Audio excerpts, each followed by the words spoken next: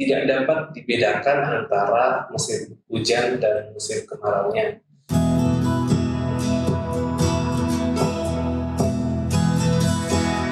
Hai Sobat BMKG, jumpa lagi bersama saya Hatta Rahim dalam info cuaca sulut minggu ini. Dalam kesempatan kali ini, narasumber kita ada dari Koordinator Bidang Observasi dan Informasi Stasiun Klimatologi Minahasa Utara oleh Bapak Chandra Buana. Baik Pak, mungkin bisa berkenalan dulu. Baik, terima kasih Mas Hatta. Nama saya Muhammad Chandra Buana, saya bertugas di Stasiun Klimatologi Minahasa Utara dan menjabat sebagai koordinator bidang observasi dan informasi di Stasiun Klimatologi Minahasa Utara. Terima kasih Pak. Baik, Sobat BMKG, dalam kesempatan kali ini kita akan membahas kondisi cuaca di wilayah Sulawesi Utara saat ini. Baik Pak, pada saat ini bagaimana sih kondisi dinamika atmosfer yang terjadi di Sulawesi Utara ini?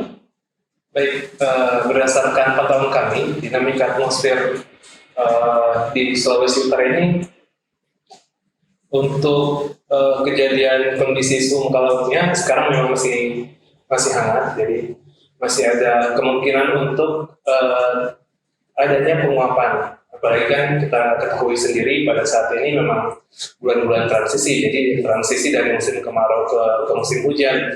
Jadi mungkin pada saat adanya pergerakan angin tersebut dengan kondisi laut kita yang masih cenderung hangat, jadi itu bisa menyebabkan mungkin terjadinya hujan untuk minggu-minggu ini dan hingga bulan-bulan ke depan seperti itu.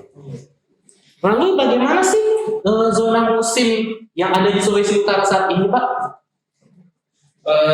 Perlu kita ketahui zona musim itu adalah pembagian wilayah berdasarkan kesamaan atau kemiripan dari pola hujan. Jadi di Sulawesi Utara sendiri ada 7 zona musim dan ditambah lagi ada 3 zona non musim.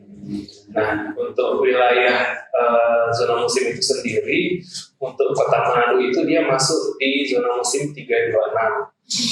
Nah, jadi zona musim ini tidak terbatas pada satu wilayah kabupaten provinsi. Jadi karena memang curah hujan wilayah satu wilayah dengan wilayah yang lain berbeda, jadi ada kemungkinan untuk pembagian zona musim itu melewati atau bisa jadi juga dalam satu kabupaten ada, tapi bisa jadi juga melewati batas dari kabupaten. Oke.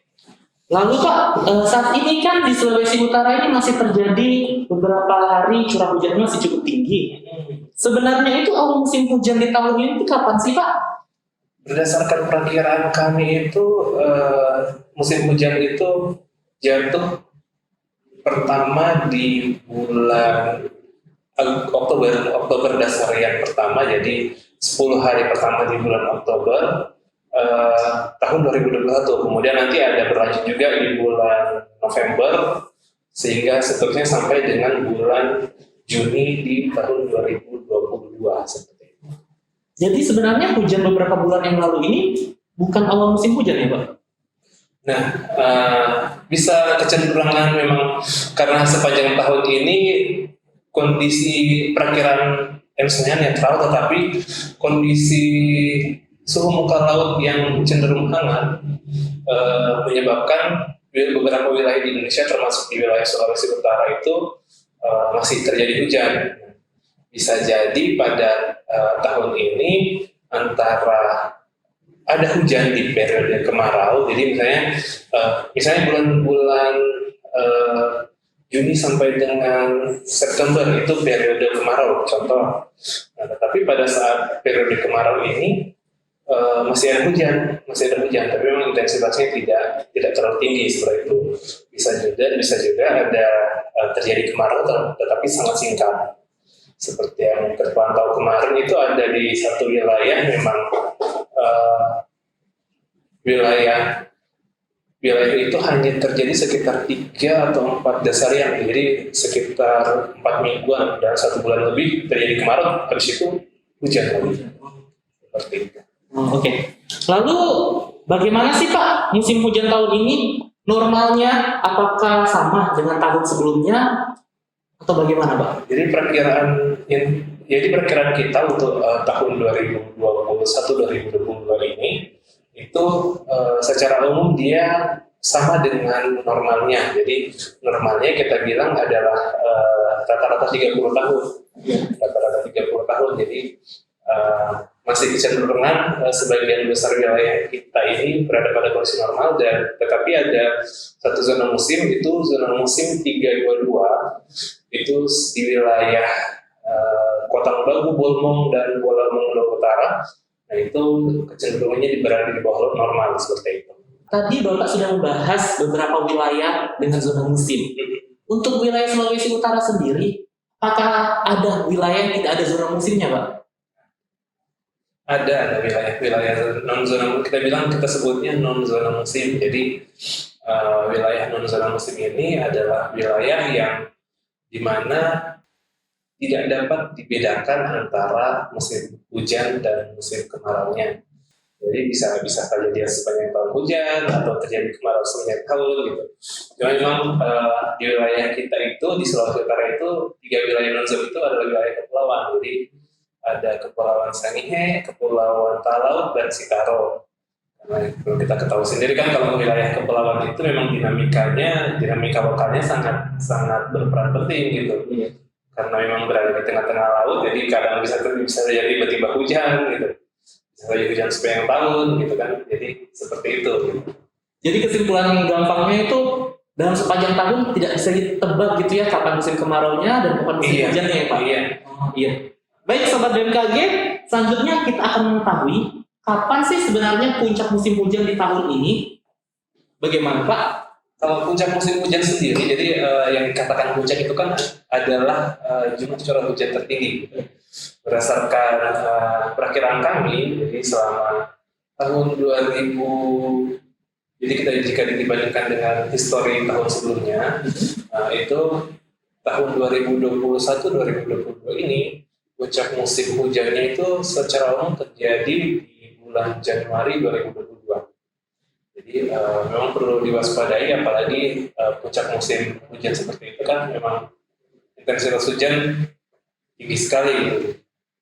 Seperti itu. Tapi ada juga wilayah di zona musim 319 itu di Pulau Lombok Selatan, itu puncak musimnya itu jatuh di tengah tahun di Juni 2022. Baik Sobat BMKG, sudah kita dengar bahwa puncak musim hujan yang akan terjadi di tahun ini yaitu Januari tahun 2022. Selanjutnya, ada nggak sih Pak himbauan kepada masyarakat terhadap kondisi cuaca dan kondisi musim hujan saat ini dan untuk kedepannya Pak?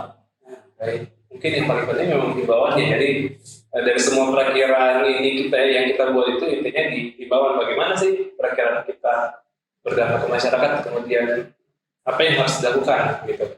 Jadi mungkin dari masyarakat jika sudah ada dapat himbauan dari kita, sudah tahu pada bulan ini akan terjadi hujan, pada hari ini akan terjadi hujan, ya mungkin lebih waspada saja, lebih waspada terhadap kondisi curah hujan tinggi pertama.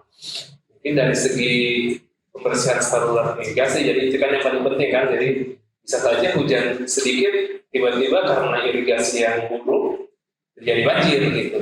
Tapi ada juga di suatu wilayah curah hujan yang sampai 1000 mm tidak terjadi apa-apa karena memang ada faktor resapan di sana.